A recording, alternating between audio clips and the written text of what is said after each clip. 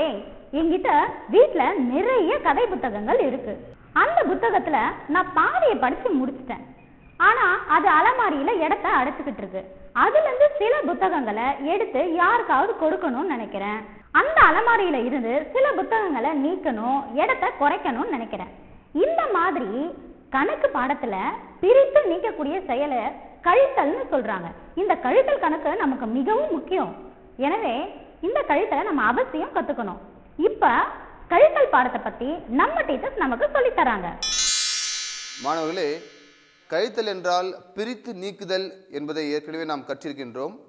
அதற்கான குறி நாம் பார்க்குறோம். இங்கே பாருங்கள், இதுதான் அதுக்கான குறி. மாணவர்களே, நம்மிடம் இங்கே பூக்கள் உள்ளன. இந்த பூக்களை பயன்படுத்தி நாம் கழித்தல் செயலை எவ்வாறு செய்வது என்பதை பார்க்க போகிறோம். நம்மிடம் இங்கே 1, 2, 3, 4, 5, 6, 7, 8 பூக்கள் உள்ளன.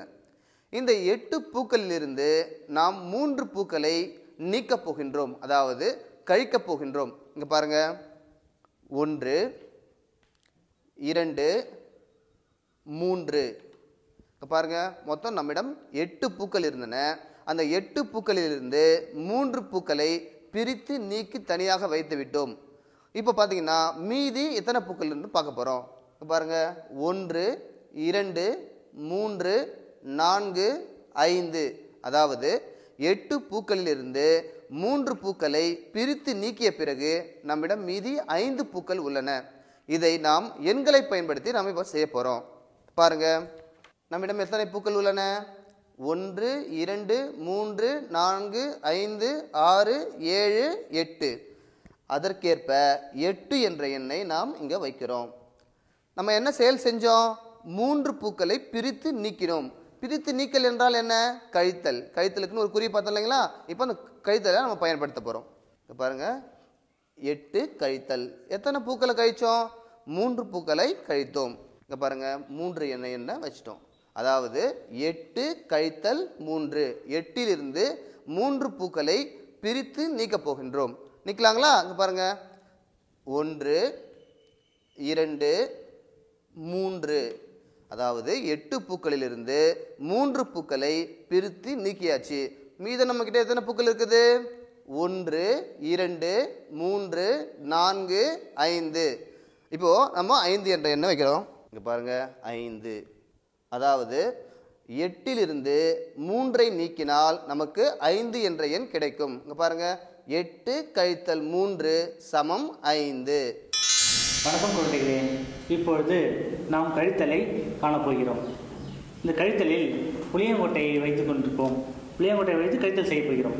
அதாவது இது 1கள், இது 10கள், இது 100கள். இதில் தனித்தனியாக 1 உள்ளது. இந்த கவரில் 10கள் உள்ள ஓப்பன் செய்யப்படும் ஓப்பன் லாக். அந்த கவரில் 10 உள்ளது. இதில் 100 புளியங்கொட்டை உள்ளது. இது ஓப்பன் லாக் கவரில் உள்ளது. 100 1, 10, 100 இடமதிப்பு ஏற்றவாறு உள்ளது. இப்பொழுது இந்த மாணவியவர்கள், இது எண்கள், வர விடைகளுக்கு எண்களை எடுத்து வைக்கப் போகிறோம். இப்போது மாணவியவர்கள் ஓரிலக்க கழித்தலை இப்போது செய்ய போகிறார்கள். செய்யுமா? 8லிருந்து 5ஐ குறைக்கப் போகிறோம். 1, 2, 3, 4, 5, 6, 7, 8. 8லிருந்து 5ஐ குறைக்கப் போகிறோம். 1, 2, 3, 4, 5. 8லிருந்து 5ஐ குறைத்தால் மீதம் 1, 2, 3. 8லிருந்து 5ஐ குறைத்தால் மீதம் 3. 3 என்ன இதுமா?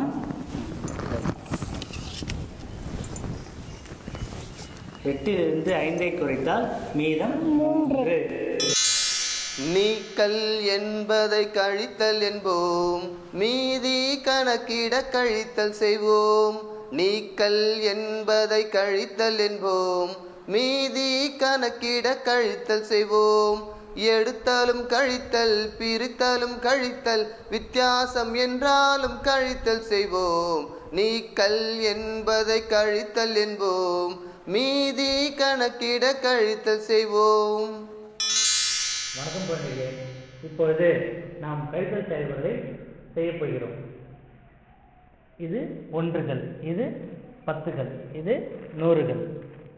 இந்த புளியங்கொட்டை வைத்துக்கொண்டு ஈரிழுக்க கழித்தலை செய்ய போகிறோம். அதாவது வலதுபுறத்திலிருந்து இடதுபுறத்தை நாம் கழிக்கப் போகிறோம். இது 1கள், இது 10கள். 53லிருந்து 28 எண்ணை குறைக்கப் போகிறோம். இப்பொழுது 3கள், 1 2 3, 3 1கள், இது 5 10கள்.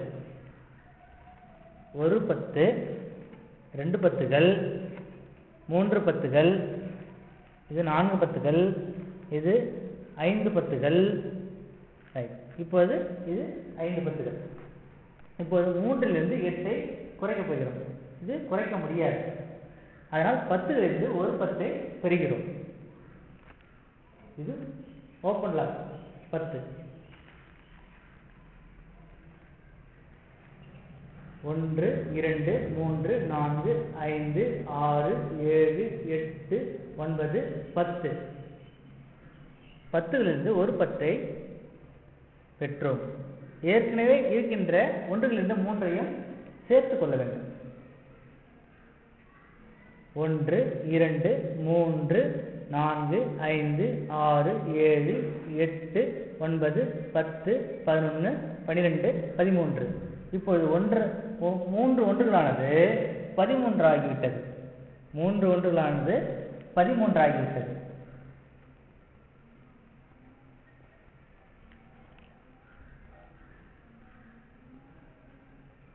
பத்தானது 5 10ஆனது 4 10கள் ஆகிவிட்டது.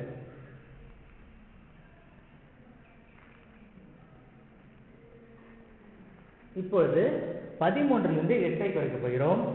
10களில் 4 10களிலிருந்து 2 10ஐ குறைக்கப் போகிறோம். இப்பொழுது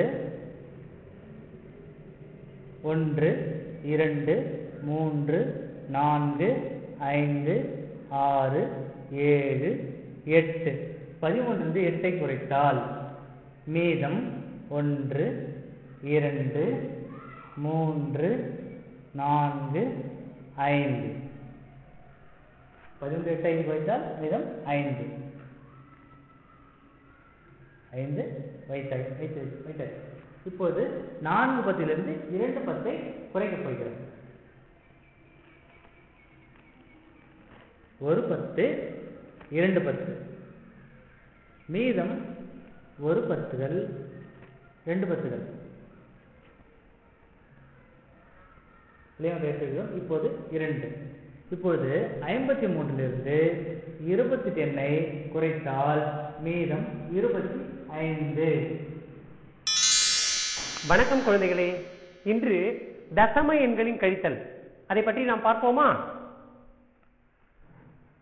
957.8 இருந்து 72.14 என்ற எண்ணை கழிப்பது எவ்வாறு என்று இப்பொழுது நாம் பார்க்க போகின்றோம். முதலில் இருக்கக்கூடிய எண்ணை எழுதிக் கொள்ள வேண்டும். இரண்டாவதாக புள்ளிக்கு நேராக முதலில் புள்ளியை வைக்க வேண்டும். புள்ளியை ஒட்டி இடதுபுறம் இருக்கக்கூடிய எண்களை எழுத வேண்டும். 2 7. புள்ளியை ஒட்டி வலதுபுறம் இருக்கக்கூடிய எண்களை எழுத வேண்டும். 1 4. இங்கு எண் இல்லை, எனவே அதனால் அதற்கு 0. இங்கும் எண் இல்லை, அதனால் அதற்கு 0. இப்பொழுது நாம் 957.80 இலிருந்து 72.14 கழிப்பதற்கு தயாராகிவிட்டோம். கழிக்கலாமா? 0லிருந்து 4 கழிக்க முடியாது, எனவே பக்கத்திலிருந்து எடுக்க வேண்டும். எடுத்தால் இது 7, இது 10. 10ல் 4 கழிக்கப்பட்டால் மீதி 6. 7ல் 1 கழித்தால் மீதி 6. புள்ளிக்கு நேரா புள்ளி வைக்கணும். 7ல் 2 போயிடுச்சுன்னா மீதி 5. 5ல் 7 போகுமா? போகாது. எனவே பக்கத்திலிருந்து எடுத்துக்கொள்ள வேண்டும். பக்கத்திலிருந்து எடுத்தால் இது 8 ஆகிவிடும். இது 15. இப்பொழுது 15லிருந்து 7ஐ கழித்தால் மீதி 8. 8லிருந்து 0ஐ கழித்தால் மீதி 8. எனவே 957.8 இலிருந்து 72.14 கழித்தால் நமக்கு கிடைக்கப்பெறும் எண் 885.66. நன்றி குழந்தைகளே. வணக்கம் மாணவர்களே. கணக்குல கழித்தல்ல ஒரு சின்ன டெக்னிக் இன்னைக்கு பார்க்க போறோம். கழித்தல் என்றால் பிரித்து நீக்குதல் அப்படின்ற விஷயம் உங்க எல்லாருக்குமே தெரியும். இந்த கழித்தல் கணக்கை எவ்வாறு விரைவாக செய்யறது, தவறின்றி செய்யறது அப்படின்னு சொல்லிட்டு ஒரு சின்ன டெக்னிக் மூலமா நம்ம பார்க்க போறோம். பார்க்கலாமா? மாணவர்களே, 6,89,200 என்ற எண்ணிலிருந்து 98,205 கழிக்க வேண்டும். நம்ம ஏற்கனவே கூட்டல்ல பார்த்த மாதிரி கழித்தல்லையும் இலக்கங்களுக்கு நேர இலக்கங்களை முதல்ல எழுதி பழக வேண்டும். எனவே இந்த வலது பக்கத்துல இருந்து அதை கரெக்ட் பண்ணி எழுதணும். ஏன்னா ஒவ்வொரு எண்ணுக்கும் வலது பக்கத்துல புள்ளி இருக்கிறதா அர்த்தம். நம்ம 5ன்னு சொன்னோம்னா அது 5.0ன்னு அர்த்தம். கடைசியில எல்லா நம்பருக்குமே புள்ளி இருக்கு. அதனால புள்ளிக்கு நேரா புள்ளி வர வேண்டும். தசம எண்கள் கொடுத்தா கூட நம்ம வந்து கூட்டல் கழித்தல் ரொம்ப ஈஸியா பண்ணிடலாம். இதே போல புள்ளிக்கு நேரா புள்ளி வச்சா கூட்டல் கழித்தல் மிக எளிமையா இருக்கும். சரி, பார்க்கலாமா? இப்போ எப்பயுமே பெரிய நம்பர்ல இருந்து தான் சின்ன நம்பரை கழிக்க முடியும். மேல 2 ஒன்றுகள் தான் இருக்கு, கீழான 5 ஒன்றுகள் இருக்கு. அப்போ கழிக்க முடியாது. என்ன செய்யணும்? இனமாற்றம் செய்ய வேண்டும். பக்கத்துல இனமாற்றம் செய்ய முடியல, அங்க 0 இருக்கு. சரி, அதுக்கு பக்கத்துல இனமாற்றம் செய்யலான்னு பார்த்தா அங்கேயும் முடியல. சோ அதுக்கும் பக்கத்துல போனா என்ன இருக்கு? 9 இருக்கு. சோ இங்க இனமாற்றம் செய்யும் போது இங்க இருந்து நம்ம கொடுத்துட்டா இங்க என்ன வரும்? 9 அடிச்சுட்டு அதுக்கு என்ன போட்டுக்கணும்? 8. 8 இங்க கொடுத்ததால இந்த 0 என்னவாயிருச்சு? 10 ஆயிருச்சு. ஸோ 10ல இருந்து மறுபடியும் இந்த பக்கம் 1 கொடுத்துட்டோம்னா இது என்னவாயிரும்? அடிச்சுட்டு 9 ஆயிருச்சு. அப்போ இங்க 1 கொடுத்தோம் இல்லையா? அப்போ இந்த 0 என்னவாயிருச்சு? 10 ஆயிருச்சு. ஸோ 10ல இருந்து மறுபடியும் இந்த பக்கம் 1 கொடுத்துட்டா 10 என்னவாயிரும்? 9 ஆயிடும். இப்போ கடைசியில் இருக்கக்கூடிய 2 12ஆ மாறிடுச்சு. இப்போ கழித்தல் செய்ய முடியுமா? செய்யலாம். ஸோ 12ல 5 போனா என்ன அப்படின்னும் போது நிறைய பேர் என்ன பண்றீங்க? இந்த கையில 5 விரல், இந்த கையில 5 விரல், காலில் ஒரு 2 விரல் இருக்கு, அப்படி தேடுறீங்க.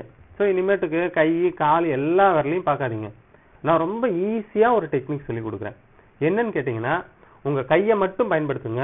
கால் விரல், பக்கத்துல இருக்கவங்க கால் விரல் இங்கெல்லாம் போகாதீங்க. என்ன பண்ணணும்னா 5க்கு அப்புறம் விரல் விட்டுக்கிட்டே வாங்க.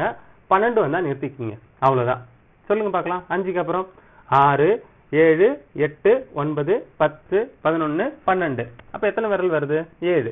சோ கீழே 7 போட்டுக்கோங்க. அவ்வளவுதான். இப்போ 9ல 0, ஒரு எண்ணில இருந்து 0 கழித்தா அதே எண் தான் வரும் இல்லையா? அப்போ 9ல 0 போனா அதே 9. 9ல இருந்து 2 போனா எவ்வளோ? இப்பதான் சொன்னேன். 2க்கு அப்புறம் விரல் விட்டுக்கிட்டே வரணும். 9 வந்தா நிறுத்திக்கணும். 2க்கு அப்புறம் 3, 4, 5, 6, 7, 8, 9. அப்ப எவ்வளவு வருது? 7 விரல்கள் வருது. சோ 7 போட்டுக்கோங்க. அதே மாதிரி ஒரு எண்ணில இருந்து அதே எண்ணை கழிச்சா 0. 8ல 8 போனா எவ்வளோ? 0. சோ அடுத்து பாருங்க, 8ல 9 நம்ம கழிக்க முடியாது. அதனால பக்கத்துல என்ன செய்யறோம்? இனமாற்றம் செய்யறோம்.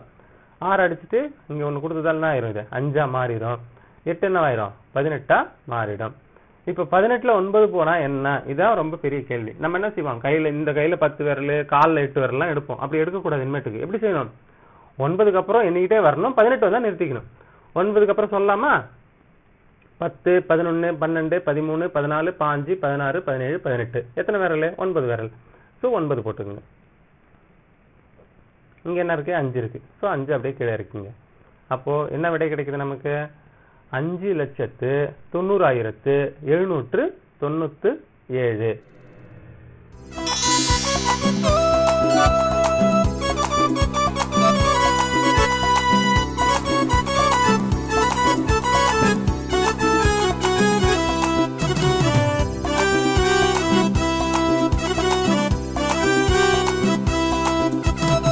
தந்தானே தந்தானே தந்தானே தந்தானே தந்தானே தந்தானே தந்தானே தந்தானே. கழித்தல் பாரு கழித்தல் பாரு, கழித்தல் வடிவ குறியை பாரு. கிடக்கை கோட்டு துண்டு ஒன்று, படுத்து தூங்கும் அழகை பாரு. கிடக்கை கோட்டு துண்டு ஒன்று, படுத்து தூங்கும் அழகை பாரு. இதுவே கழித்தல் குறிதார் என்று எளிதாய் துணிந்து அறிந்து கொள்ளு. கழித்தல் பாரு கழித்தல் பாரு, கழித்தல் வடிவ குறியை பாரு.